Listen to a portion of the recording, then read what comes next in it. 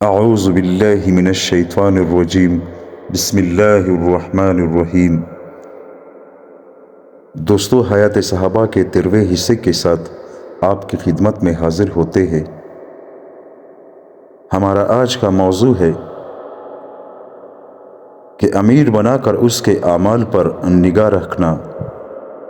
حضرت طاؤس رحمۃ اللہ علیہ کہتے ہیں، حضرت عمر رضی اللہ تعالیٰ عنہ نے فرمایا، یہ بتاؤ، اگر میں تمہارا امیر ایسے آدمی کو بنا دوں جو ان آدمیوں میں سب سے اچھا ہو جن کو میں جانتا ہوں، پھر میں اسے عدل و انصاف سے چلنے کا حکم بھی دے دوں، تو کیا اس طرح میں اپنی ذمہ داری سے سبکدوش ہو جاؤں گا؟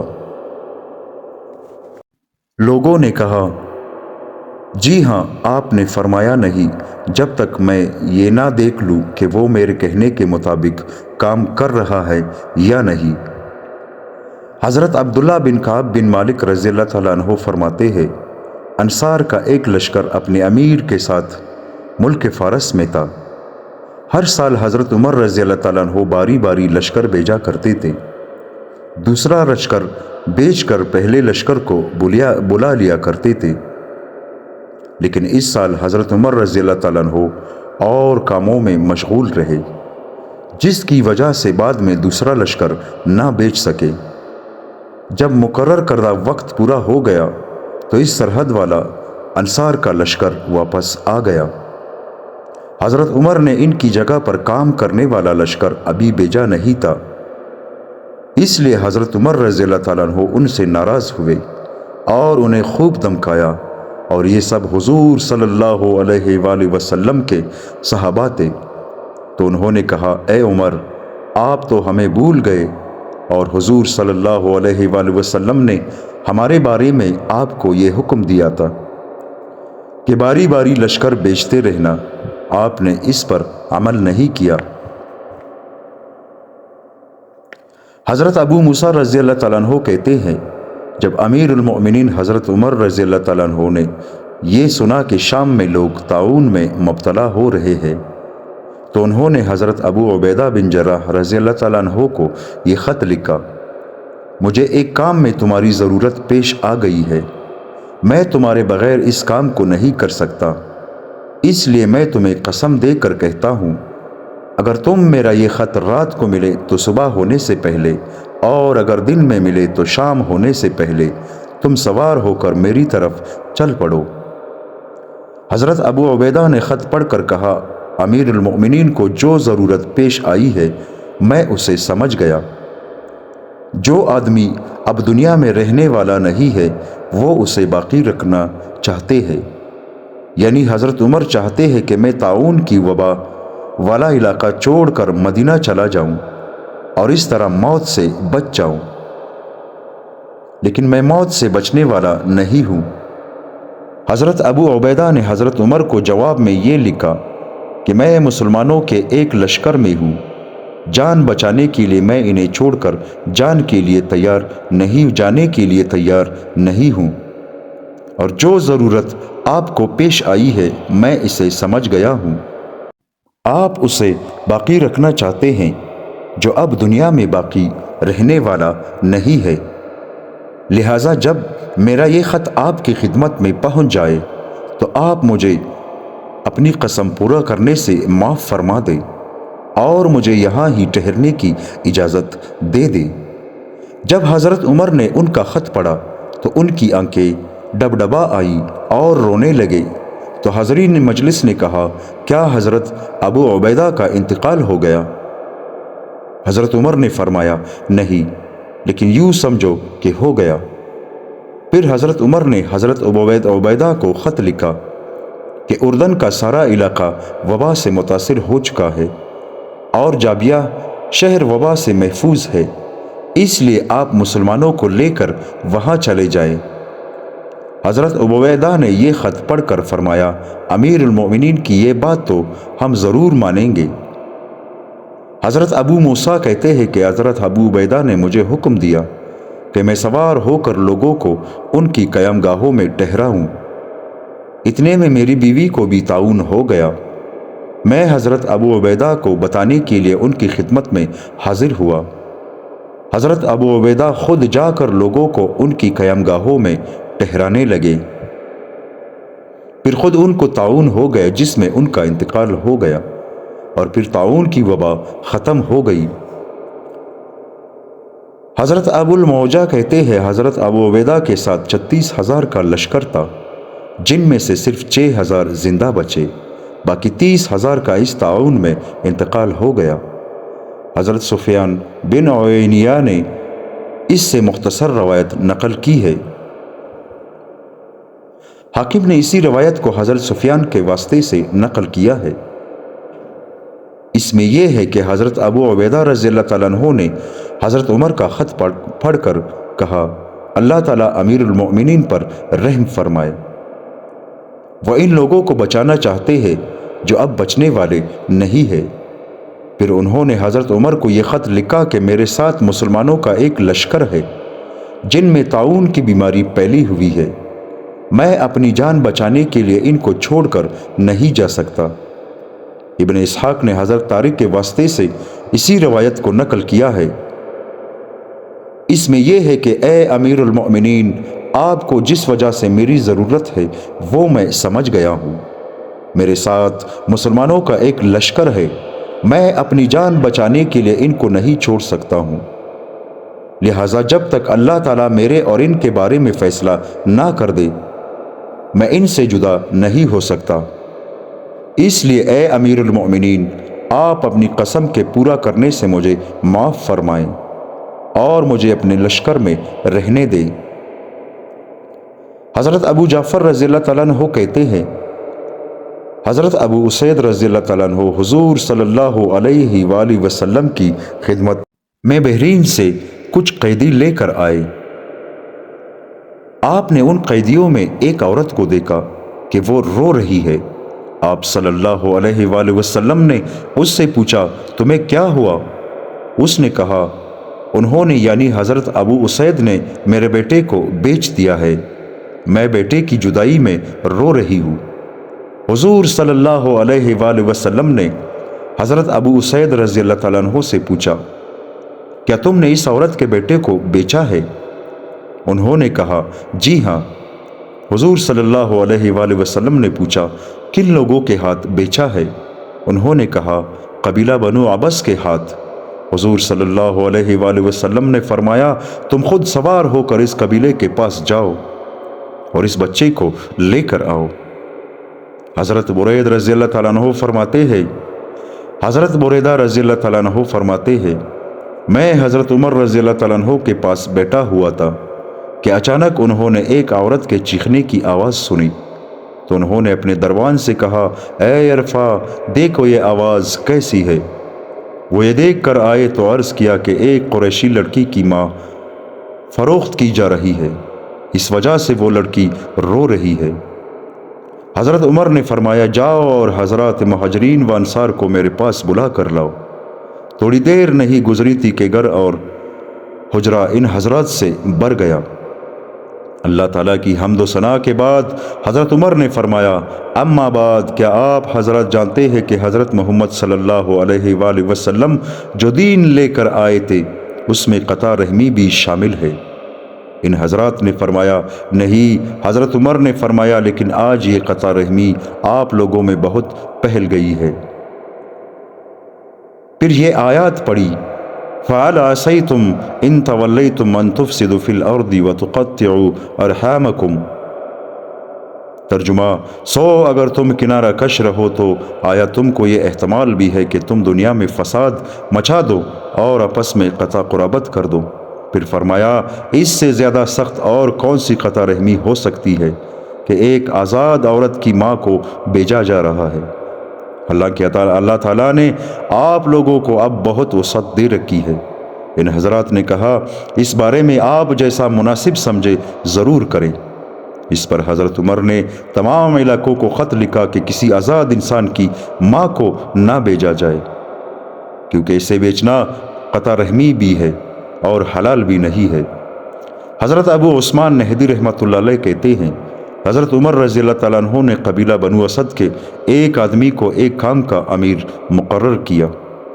وہ حضرت عمر رضی اللہ تعالیٰ عنہ کے پاس تقرر نامہ لینے آئے۔ اتنے میں حضرت عمر رضی اللہ تعالیٰ عنہ کا ایک بچہ ان کے پاس لایا گیا۔ حضرت عمر نے اس بچے کا بوسہ لیا۔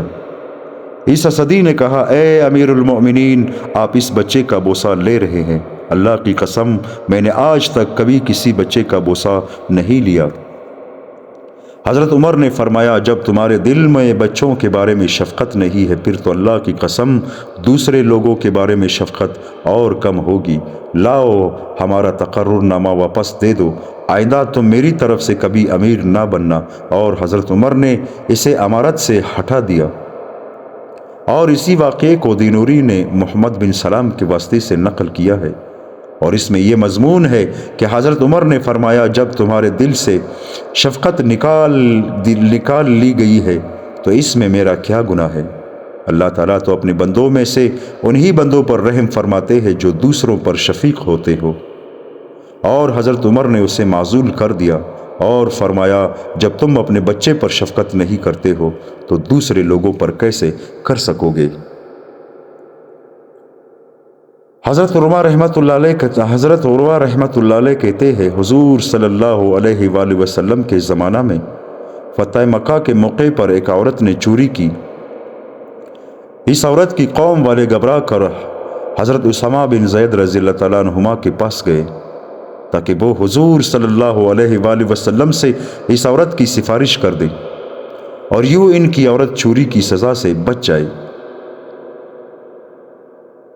جب حضرت اسامہ نے اس بارے میں حضور صلی اللہ علیہ وآلہ وسلم سے بات کی تو آپ کا چہرہ مبارک غصے کی وجہ سے بدل گیا اور فرمایا، اے اسامہ، تم مجھ سے اللہ کی حدود کے بارے میں سفارش کی بات کر رہے ہو۔ حضرت اسامہ سمجھ گئے کہ سفارش کر کے انہوں نے غلطی کی ہے، اس لیے فوراً حضرت اسامہ نے کہا، یا رسول اللہ، آپ میرے لیے استغفار فرمائے۔ شام کو حضور صلی اللہ علیہ وآلہ وسلم بیان فرمانے کھڑے ہوئے، پہلے اللہ کی شان کی مناسب ثنا بیان کی، پھر فرمایا، اما بعد، تم سے پہلے لوگ صرف اسی وجہ سے ہلاک ہوئے کہ جب ان کا طاقتور اور معزز آدمی چوری کرتا تو اسے چھوڑ دیتے، اور جب کمزور آدمی چوری کرتا تو اس پر حد شرعی قائم کرتے۔ اس ذات کی قسم جس کے قبضے میں محمد صلی اللہ علیہ وآلہ وسلم کی جان ہے، اگر محمد کی بیٹی فاطمہ بھی چوری کرے گی تو میں اس کا ہاتھ ضرور کاٹوں گا۔ پھر حضور صلی اللہ علیہ وآلہ وسلم نے حکم دیا، جس پر اس عورت کا ہاتھ کاٹا گیا، اور اس نے بہت اچھی توبہ کی اور اس نے شادی بھی کی۔ حضرت عائشہ رضی اللہ تعالیٰ عنہ کہتی ہے، اس کے بعد وہ عورت میرے پاس آیا کرتی تھی اور میں اس کی ضرورت کی بات حضور صلی اللہ علیہ وآلہ وسلم کے سامنے پیش کیا کرتی۔ حضرت ابو قتادہ رضی اللہ تعالیٰ عنہ کہتے ہیں، ہم لوگ حضور اقدس صلی اللہ علیہ وآلہ وسلم کے ساتھ غزوہ حنین کے موقع پر نکلے۔ جب ہمارا دشمن سے سامنا ہوا تو اکثر مسلمان بکھر گئے، البتہ حضور اور بعض صحابہ میدان جنگ میں جمے رہے۔ میں نے دیکھا کہ ایک مشرک آدمی ایک مسلمان پر چڑھا ہوا ہے۔ میں نے پیچھے سے اس مشرک کے کندھے پر تلوار کا وار کیا، جس سے اس کی زرہ کٹ گئی اور کندھے کی رگ بھی کٹ گئی۔ وہ زخمی تو ہو گیا، لیکن وہ مجھ پر حملہ آور ہوا اور مجھے اس زور سے بینچا کہ میں مرنے کے قریب ہو گیا، لیکن زیادہ خون نکل جانے کی وجہ سے وہ کمزور ہو گیا۔ آخر اس پر موت کے اثرات ظاہر ہونے لگے اور اس نے مجھے چھوڑ دیا، پھر وہ مر گیا۔ میں حضرت عمر رضی اللہ تعالیٰ عنہ سے ملا۔ میں نے ان سے کہا، لوگوں کو کیا ہوا کہ ان مسلمانوں کو شکست ہو گئی؟ انہوں نے کہا، اللہ کا حکم ایسا ہی تھا۔ بعد میں کفار کو مکمل شکست ہوئی اور مسلمان جیت گئے۔ پھر مسلمان میدان جنگ سے واپس آئے۔ حضور صلی اللہ علیہ وآلہ وسلم بیٹھے ہوئے تھے۔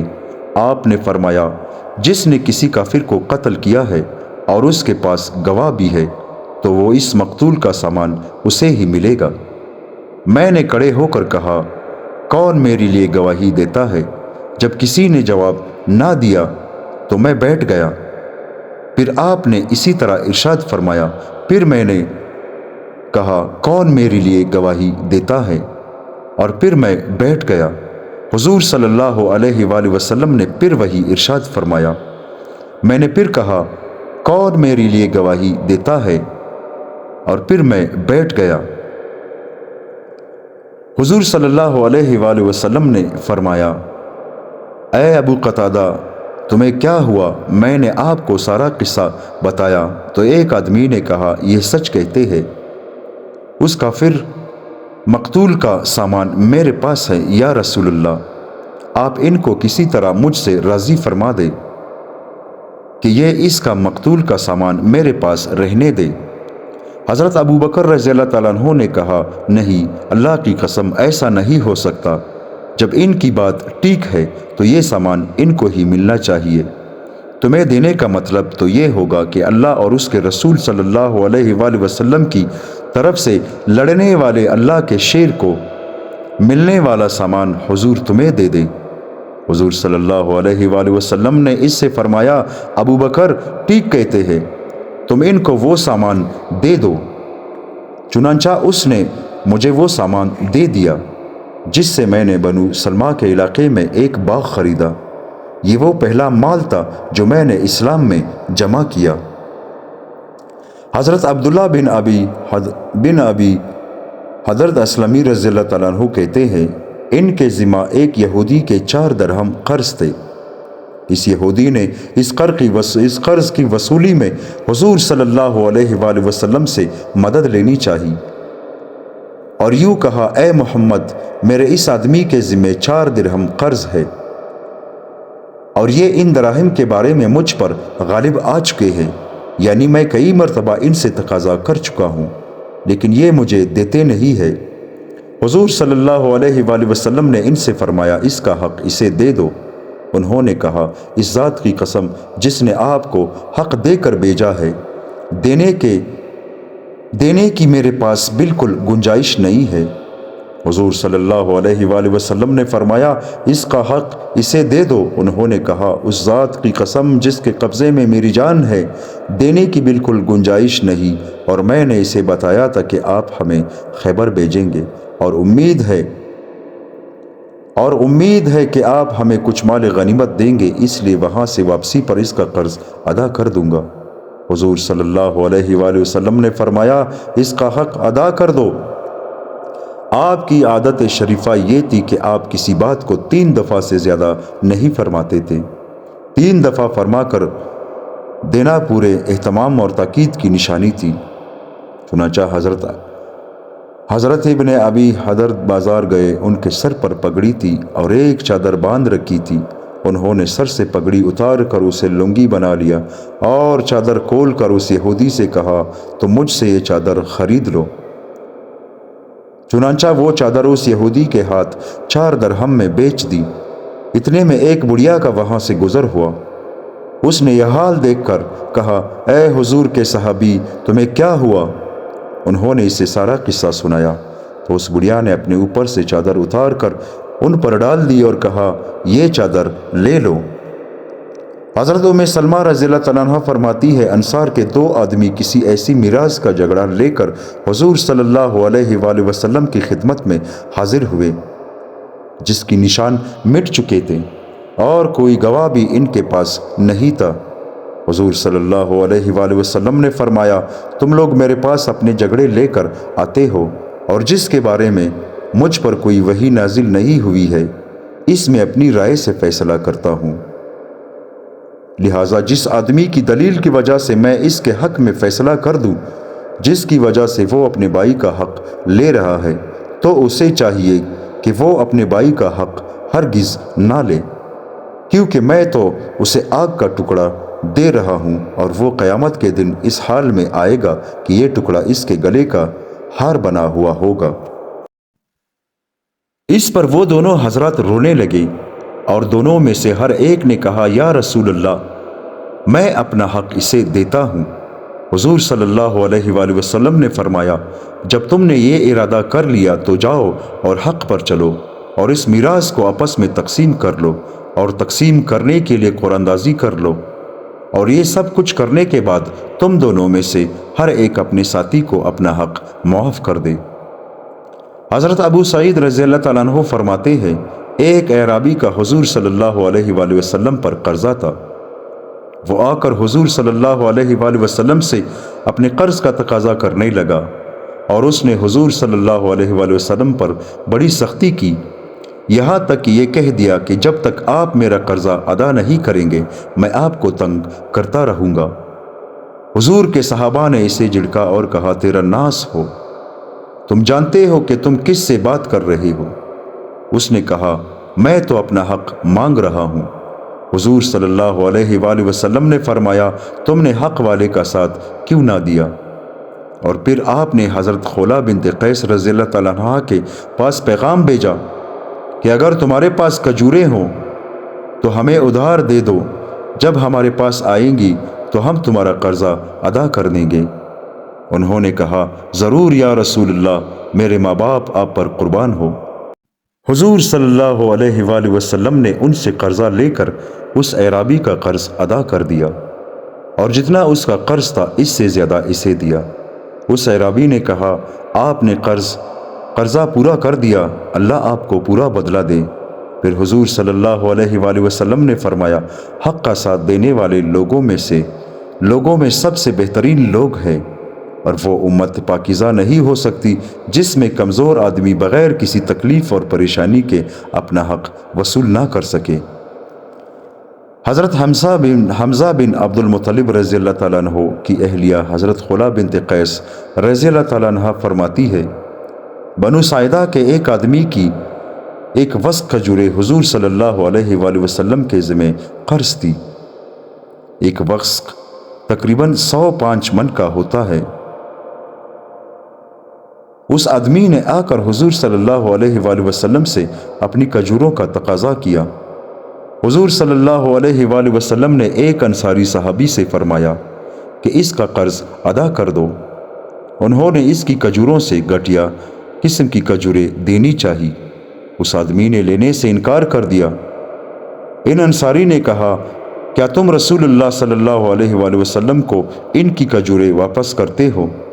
اس آدمی نے کہا، ہاں، اور حضور سے زیادہ عدل کرنے کا کون حقدار ہے؟